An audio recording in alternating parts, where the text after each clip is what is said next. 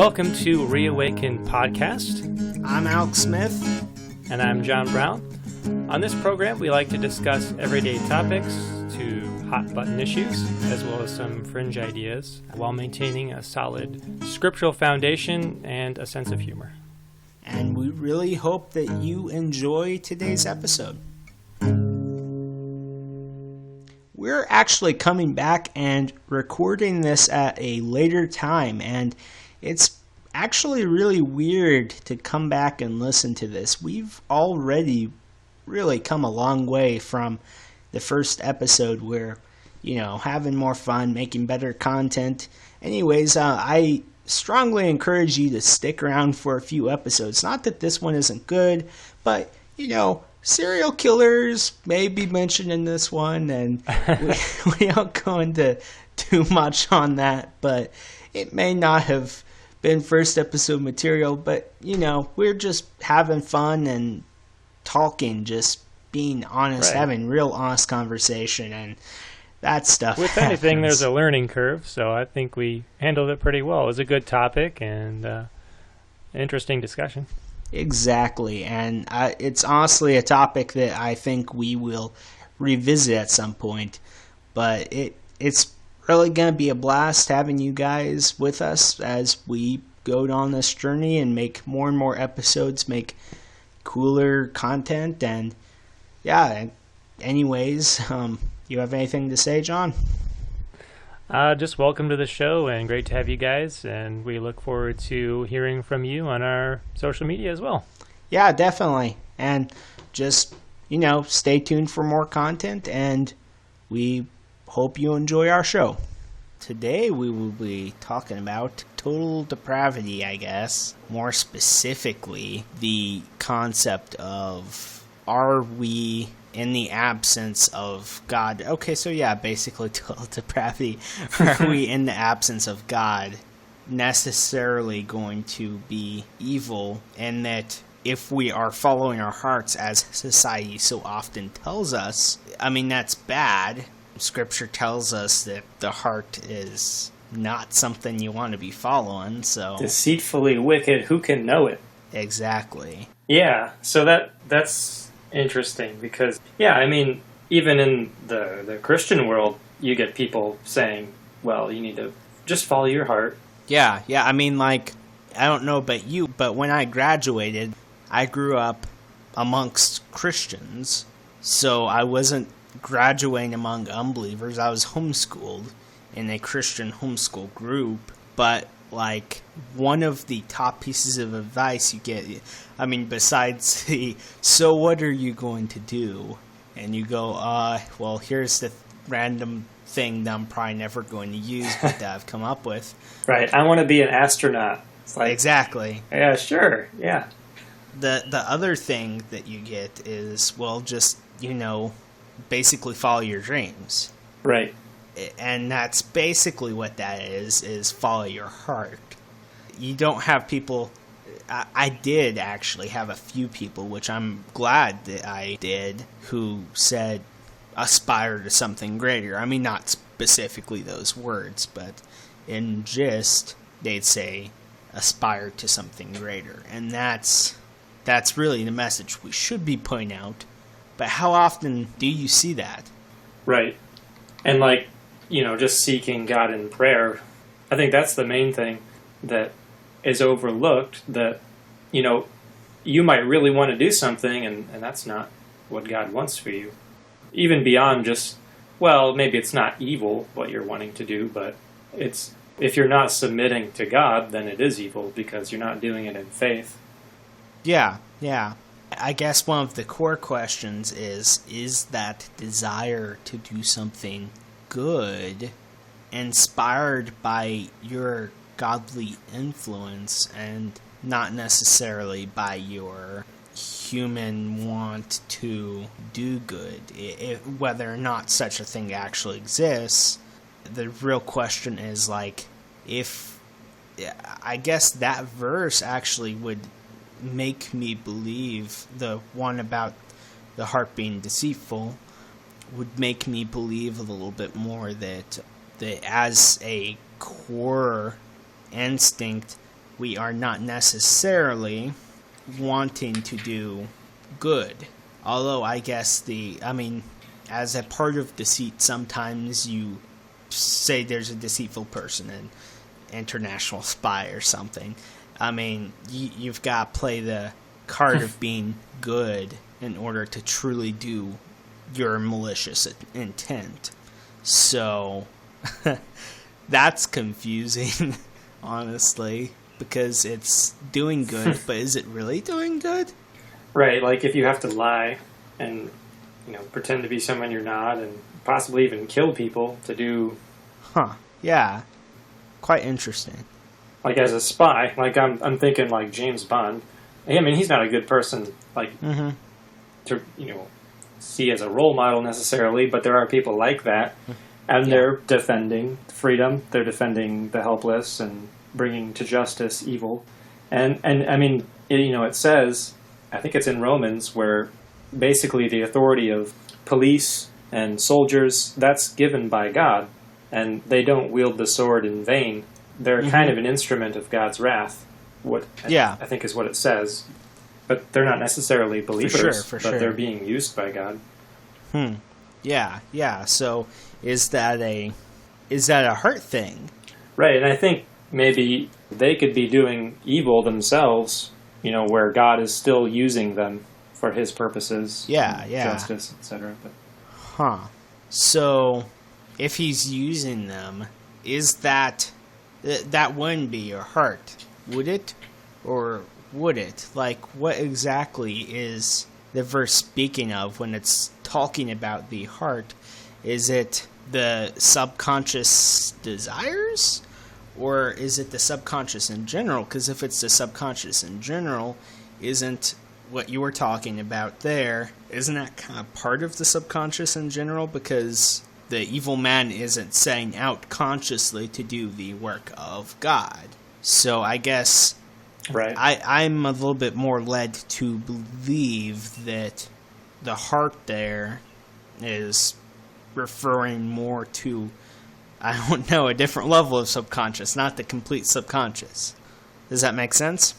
Yeah, it's just hard to conceive exactly what is meant by heart and even spirit and like the different divisions, the mind, the heart, the will. It's like what exactly do these mean? But I think you kind of hit it there where it's like the desires of the subconscious is kind of like what's driving you, sort of. It's what I look at, when it says heart. It's like your, I don't know, they call it the seat of the, I can't remember all those, but yeah, it's like your desires, what motivates you. Yeah. So in that being wicked, you'd see, of course, people justify themselves. So it's really hard to kind of pin that down as evil, when you're talking to someone who is evil. They don't have is that an moral unbeliever anchor. That, they might. Right. And so their tendency would be to justify themselves, because no one does evil just to do evil. Yeah. Well, I guess most people don't. But there'll be some kind of justification for it. And it might be super weak, but it's enough for that person to continue on what they're doing. I guess another question, too, is the concept of deceitfulness. Is that part actually trying to convince you that what you have done is good? Is it what's trying to make up the excuse? Or is that another part of you, the part that maybe wants to aspire to be like your maker, that's trying to convince you of that? In which case, again, that separation of subconscious almost, it feels almost like there's layers to the subconscious, honestly. Yeah, I agree. It's like it's definitely, you can see different layers of what makes a person. What do you think about that? What do I think about what makes the person? Yeah, like you were saying, as far as the deceitfulness, is it like what part of them is being deceptive, and what does that mean exactly? Yeah, is it... I guess a good question here is that it brings to mind is like, would God create something that is deceitful, or is it the heart being deceitful because of the influence of evil? Is it deceitful to begin with? Would God create something that's purpose is to deceive us and then tell us like in Jeremiah that it is deceitful above all things? Right. Yeah, that's a heavy question. There's a place in the New Testament where it talks about, the heart. I think it's the heart or the conscience of someone is constantly either excusing them or accusing them.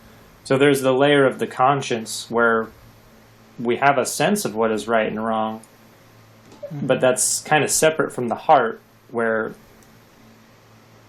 it's not the knowledge of good and evil, but it's the desire, which can be good or evil. Or can it be good, I guess, is the question, ultimately, that we're asking. But, apart from God, of course. But, there's that layer of the conscience where everyone knows what is good and what is evil. And, like I was saying before, there's this desire to excuse yourself when you desire to do evil. So it's, Yeah, it's the multi-layered. Hebrews have a term for that, although I cannot remember it right off the top of my head. But basically, it loosely translates, and you might know, it basically loosely translates to the God within us, and they use the term to refer to like, when I watch the news, if I see, there's a serial killer in Chicago, there's something inside of me that instantly, like, rises up and says, that's evil. Mm-hmm. And, that's the Holy Spirit, in my opinion, kind of being that moral anchor. And right. There's the part. No, go ahead. There's the Imago Dei. I don't know if that's what you're thinking. That image of God, kind of. Of course, he's ultimately, when they ate in the garden, it was, Satan's deception was that you might be like God, knowing good and evil. So he's the ultimate one that knows exactly, precisely what is good and evil. And so that having that image of God is kind of conscience in itself. Yeah, so that's a good point. What if the act of the apple is what made our hearts deceitful? Our hearts were not created in such a way as to be deceitful, but when the apple happened, post-apple, our desire to be like God in that sense of good and evil created a heart that's constantly trying to reconcile good and evil, which is the wrong thing. Mm. We shouldn't be trying to reconcile them. We should be trying to separate them. But maybe we're not created in a way that's made to be able to deal with that knowledge so intimately. Yeah, that's a good point, because,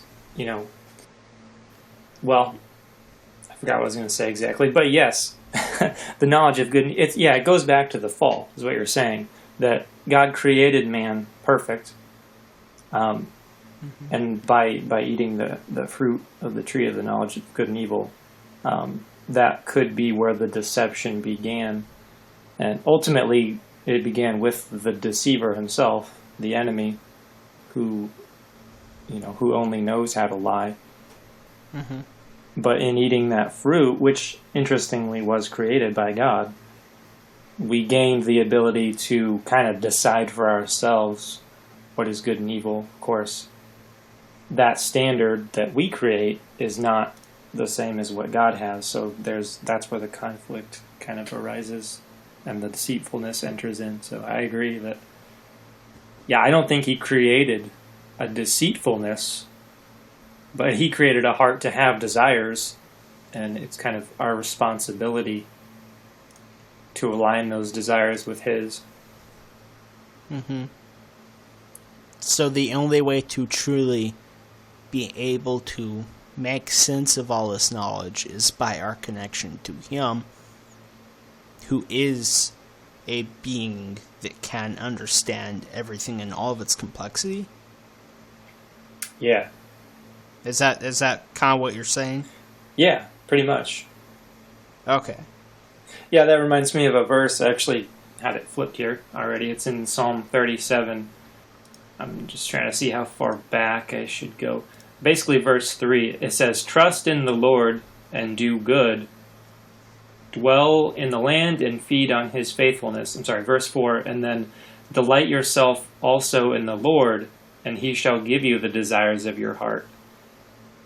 So it's in delighting yourself in the Lord, making your desires his desires, that he gives you the desires of your heart. So it's like when you're aligned with God, now your heart isn't being deceived, because like you've kind of taken control over it by delighting in the Lord.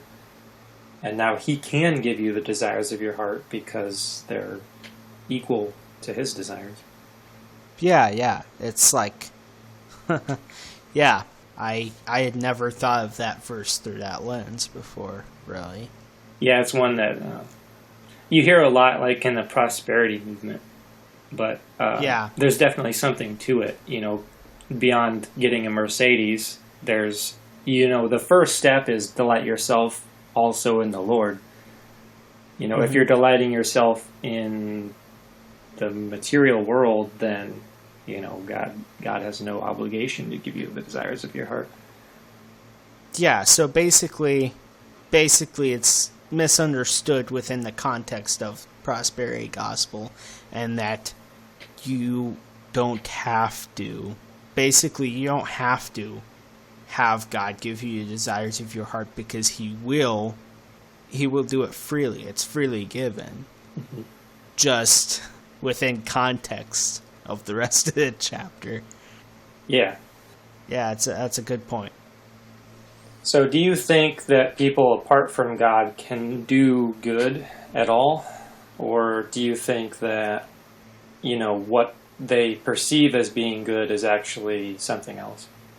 That's a good question, because we see two different things. We see the further people, the more that people have separated themselves out from God, the worse and worse their world has gotten.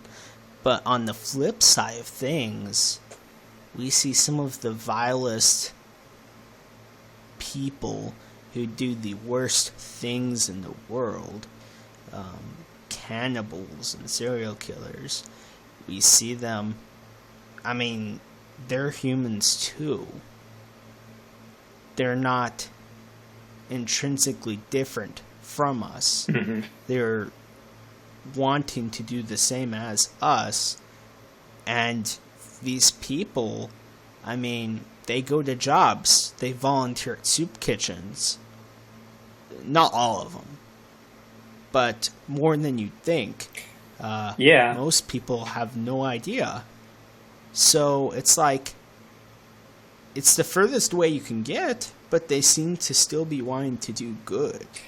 Yeah, I had a friend, actually you were probably there, but he was talking about how the head of one of these organizations that was supposed to be helping children, I don't know if it was trafficking situations or what exactly, but they were supposed to be helping children, and they found a bunch of bad images, of course, on their computer. And you can see that where there's evil in their heart, but they're using the good. I don't know if you think it's more of like a front, or if it's kind of a balancing, like they're trying to do good, but they can't, or something like that? Like, what do you think? Yeah, it's a good question. It's complicated because it's like they're grappling in much the same way that we are, maybe to different extents. Maybe some of them have fully allowed evil to take over. I don't know. It's possible. But many of these people are grappling in the same way that we are, just to a different extent, wanting to do good, but at the same time following their heart. And if their heart is deceitful, it makes a mess. If you're not aspiring to something greater and looking to a higher standard, then it only makes sense that confusion would follow, that grappling would follow in an even more chaotic way than you or I. Yeah, and I mean, it's a tough issue because, how do you trust these people, and should you trust people that aren't anchored to God to be heads of these organizations, or, even just a daycare or a teacher or, babysitter, or, it isn't all to do with children, but even anything where senators, you expect them to represent their constituents, but what it ends up being is just, how can I make the most money, or does it start out more as, I want to help people, I want to represent people, but the temptation is too great, with these massive corporations. Yeah, and actually, I'm just reading this verse right here because it's not verse, this quote right here because it's in front of me. I don't know if you're familiar with R.C. Sproul, but he said, "We are not sinners because we sin because we are sinners." Is that kind of the heart of what you're saying there? I didn't catch that part. What was that? We are not sinners because we sin. We sin because we are sinners. Is that? Yeah. Yeah, that's basically kind of the question. I would tend to agree with that. Yeah, as would I. But it's confusing.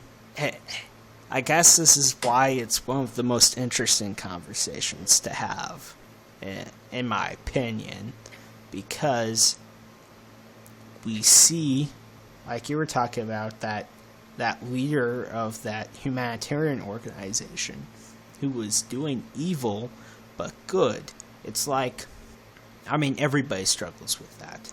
And everybody can find release from that. Not maybe that particular thing, but everybody struggles with sins that they may not even recognize. Maybe it's just that they gossip a little too much or tell white lies or something. But people struggle with that. But on the flip side, you do have people who are who have made the determined choice to follow their heart's desires and do evil without trying to stop it, but at the same time volunteer at that soup kitchen. So there's that, but at the same time, like R.C. Sproul said, I would agree with that. Yeah, we sin because we are sinners. Mm-hmm. Yeah, and of course we're going to sin as sinners, as people fallen, and that, but is the doing of good, is that some kind of appeasement? Like, there's this concept, where I think most people have it that aren't born again believers, is that, if my good outweighs my bad, then I'm okay. Even if they believe in God and heaven, there's, of course, they're trying to earn their way in. So they'll do enough good, enough good to get to heaven and try to balance it out. But yeah, a way of appeasing to their conscience. Yeah. Yeah, which, that is a good question. Though, I know, I have heard of, FBI interviews with arsonists, like serial arsonists, that seemed to see no discrepancy in their behavior. They just really enjoyed burning stuff and ruining lives, but they saw no discrepancy between that and volunteering to clean up parks and help with community gardens, because they would say basically that both things, they were following their hearts on both things. Their hearts were saying, let's do this. Let's go volunteer at the community garden. And then that night, their heart was saying, hey, let's just go burn something, basically. And they didn't see it as a act of balancing, of trying to make up for what they were doing. They just, it's who I am, so oh well, basically. So when they see, sorry, go ahead. No, I was going to say, in a society that basically pushes the it's who they are agenda, why are we surprised by such things? If somebody wants to be an arsonist, why not let them? Right. Yeah, when they see a movie and the whole lesson is follow your heart, well, they're like, hey, well, if they can do it, my heart's telling me I want to burn stuff. Yeah. They just want to see the world burn, or they just want to experience the thrill of destroying something or something like that, Yeah. Follow your heart. Crazy. Okay, well, watch out. Yeah. Yeah, it's like, is there a point at which they just kind of, it'd be interesting to look into. Is there a point at which they kind of just, this tipping point where they're like, why have I been doing this for so long? These people are right. Disney's right. I should just be following my heart instead of trying to push us back because society seems to frown upon it. What's wrong with this? Yeah.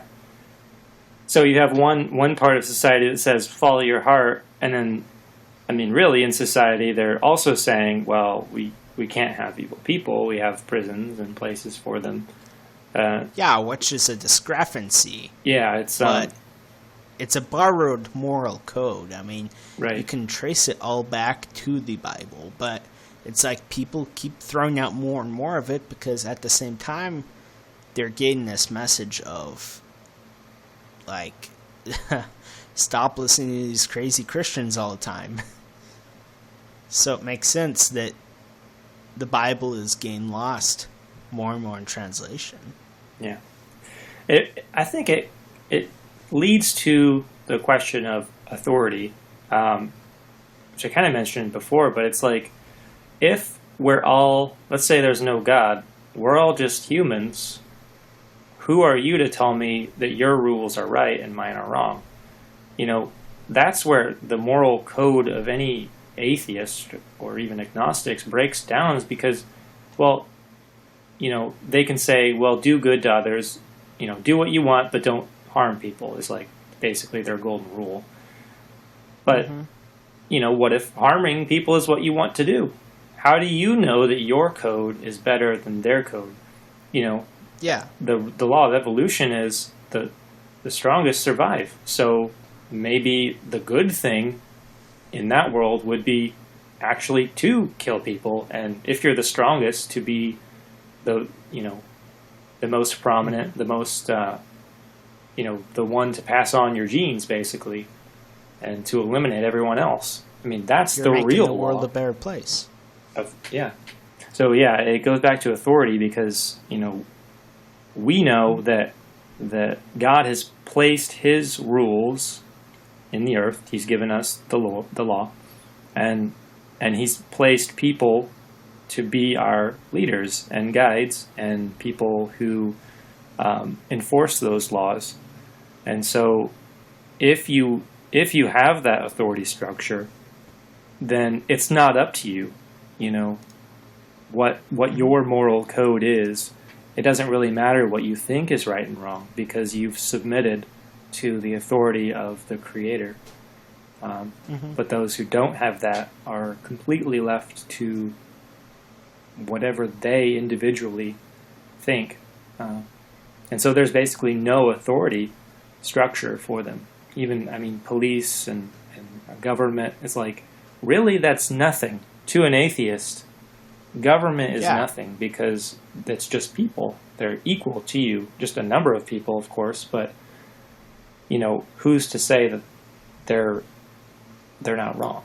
I mean, even... Yeah, and I mean, like, I know that Dawkins, in particular Richard Dawkins, has said multiple times as an answer to this question, and it's been echoed. I don't even know if he was the first one to say it. Maybe he was quoting somebody else or something, but he said that that basically the will of the many is the law, more or less. That's the paraphrase. So if most people believe murder is bad, murder is bad. But do you want to go over why that's wrong? Because that's a pretty uneven surface to be standing on. Yeah. I mean, say you're an Aztec, 500 years ago, and most people think it's okay to sacrifice somebody on the top of a ziggurat. I mean, everyone does it, so what's the big deal? Yeah. All the cool kids are doing it. And not only that, it's like you're basically standing on quicksand there, because nowadays that surface is disappearing out from underneath you faster than it ever has before. So if Dawkins wants to say that, I mean, in fact, that reminds me of another great Richard Dawkins quote that I was shocked to see. I can't remember when he said it. I want to say a couple months ago. He tweeted out, "What's wrong with cannibalism?" And of course, everybody freaked out. Seriously? And he said, "No, hear me out here." I don't know. Have you heard this? I did not hear that, no. Yeah. So he said, "Hear me out here. What if we could grow human flesh in laboratories and sell it?" And I mean, I apologize to those who are finding this a little gross, because honestly, it is. I'll spare you any further details that may come to mind there, but the point is, he has a point from an atheist point of view. He's basically saying we need to. In fact, he did. He ended the entire thing with saying, I think we should really take a look at this concept of we need to, if we can't find something intrinsically wrong with doing something, because if it's coming from a laboratory, it's technically not actually cannibalism, is it? And so he was basically saying, I think we need to look at this and re-examine this and say, this is just fine. Oh boy. So we may actually end up having Soylent Green. Yeah, it's absurd. It's incredible. Wow. Yeah. So that's where the world's going. So I guess the question is, what do we do about this? That's a question, yeah. I mean, they need Christ. I don't know how else to put it, is that, the only foundation that's immovable is Christ. And without that, you're basically set to wander. You may wander in a place that is apparently good. I mean, most people aren't cannibals or murderers. Yeah. But, according to Christ, they're probably murderers in their heart. And so that's where I think the rubber meets the road, is what's going on inside. Just kind of the point of this discussion, I guess. But, can you escape evil? I think we can.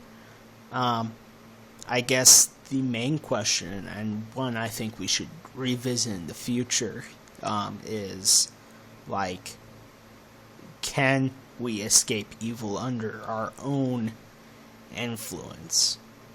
Short answer, I'd say no preliminarily, without having given it too very much thought. But the real answer we should be focusing on is, yes, we can escape this. It's just we have to. Now, are you talking about the intent of evil or like the effects of evil?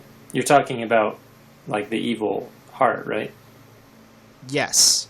So an individual, can they escape their own evil? Yes. Yeah, basically. And like you were saying, the solid foundation, that's how we can escape this. I mean, right. Without having to go much into like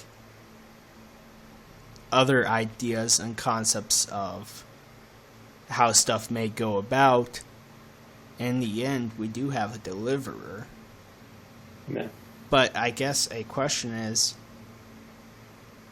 like, with so many people, they're on the same path as Dawkins.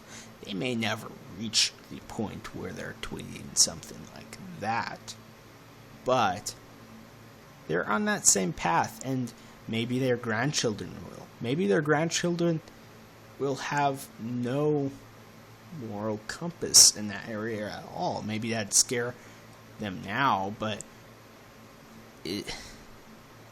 I guess the thing is, we need to be proactive in combating. Would you say we should be proactive in combating this concept of moral relativism that's been brought about by this concept of following your heart? And if so, like, how would you suggest some ways we can go about this?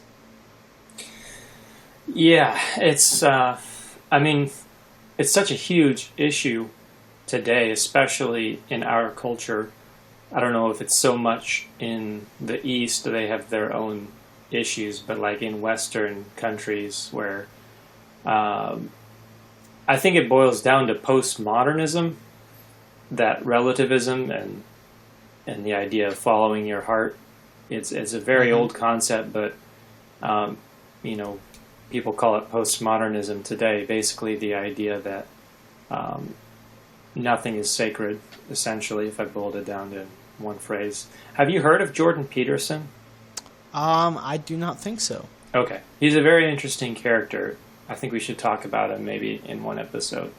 But, so he's very opposed to postmodernism, socialism, and a lot of things. But he's really not like a conservative.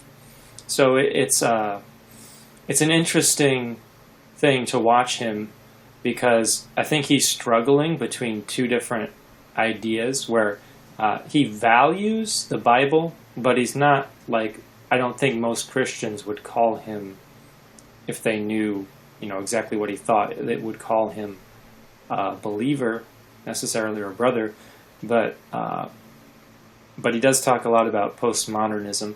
Anyway, so he has a huge audience online, and he's on television, news programs as a guest a lot. So he's getting a lot of traction, and there's a lot of other things that he talks about that are spot on, really, but he comes at it from a psychology kind of perspective rather than maybe like a biblical perspective, even though he does talk a lot about the Bible, maybe more as like symbolic, in a symbolic sense. But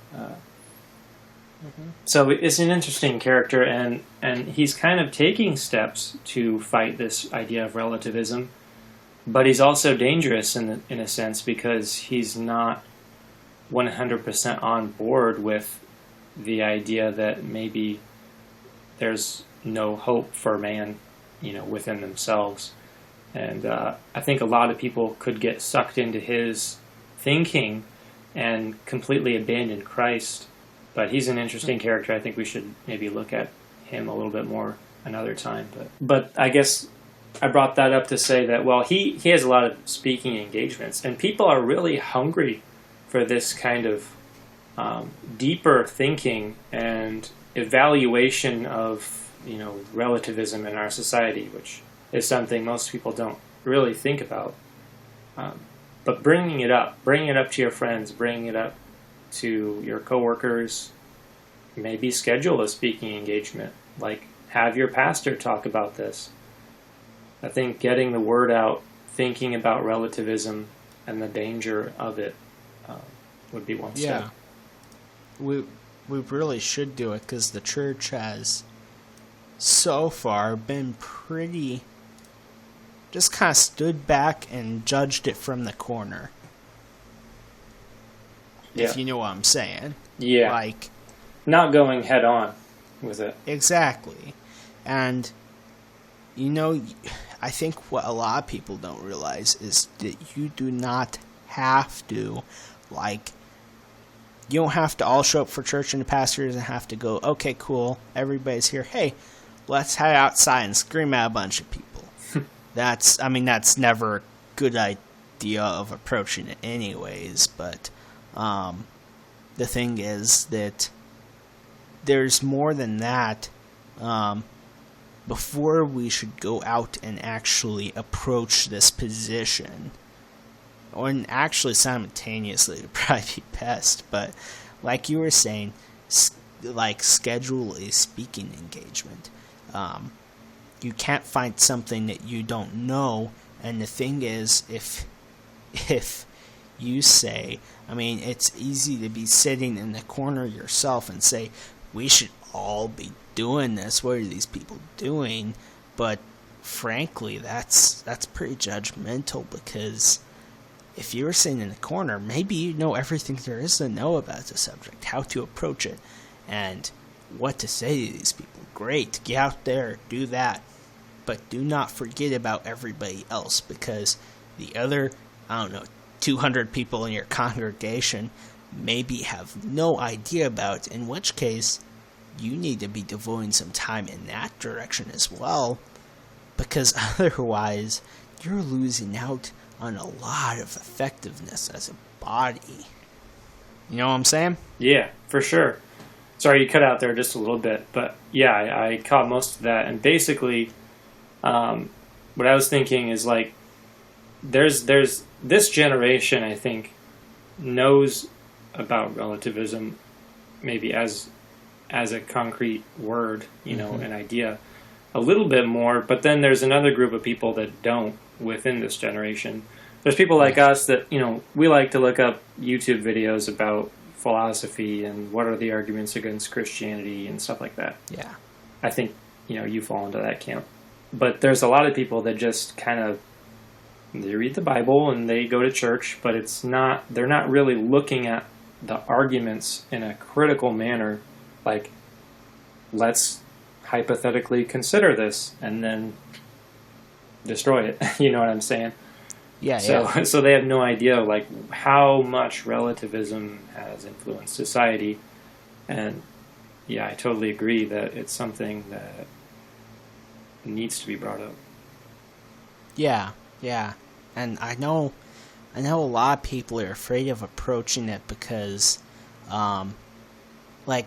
they feel like they're giving it credence by looking into it so much, but there's a balance that we all need to reach, because you both do not want to be doing that, but at the same time there's a point to be had there, and it shouldn't be hyper focused upon. The more we hyper focus on one thing, the more we miss out on the bigger picture, and historically we've seen this happen. One particular subject will be focused on, and in the end what happens is, while that subject is being focused on, in the background something else is allowed to grow. Yeah. So these people do have a point in not wanting to hyper focus on this concept, but at the same time they're also missing another important point, in my opinion. Yeah, I think a lot of pastors will get in a groove and they'll want to bring up like one thing a lot, and it's important and people need to hear it, but then there's also like a whole world of things that people need to know about and think about, out there. Mm-hmm. And Yeah. as the individual looking into these types of things, you definitely have to ground yourself on the Word of God and be stable before you start going out and challenging your own faith. I mean, you may run into something that, whoa, you hadn't considered before, but if you're rooted and grounded in the Word and in prayer, like, you're going to be protected from getting pulled away. Yeah.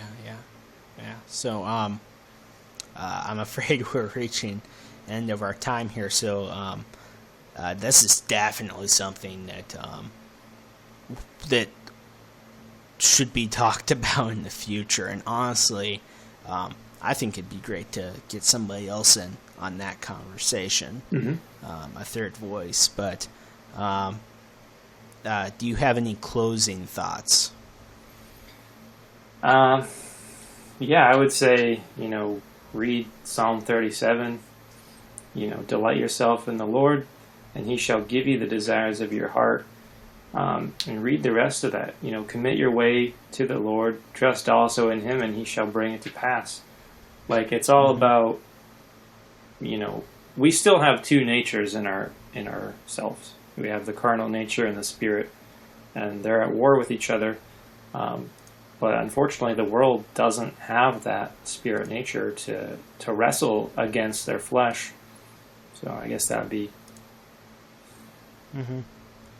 Yeah, and I'd like to, actually, before I add anything, I would like to, I don't think we ever actually gave the specific scripture reference for the verse about the heart being deceitful. So for those wondering exactly where that is, that can be found in Jeremiah 17:9. And the whole verse there, here, let me pull it up, actually. The whole verse there in ESV is, although I would like to put the disclaimer there that ESV is not always my Bible, but it is a good Bible, but that's another conversation for another Which time. is the real Bible? Obviously, it's King James. But, I mean, if you want to use ESV, you can. Totally kidding. Yeah. Although I did read out of New King James. Yeah. In ESV here it says, the heart is deceitful above all things and is desperately sick. Who can understand it? And so, I guess, summary here, don't follow your heart, don't be true to yourself, maybe, but aspire to something higher. And like John was saying earlier, that foundation on the rock is what's really needed there to aspire for something higher. So, just something to keep in mind. But Amen.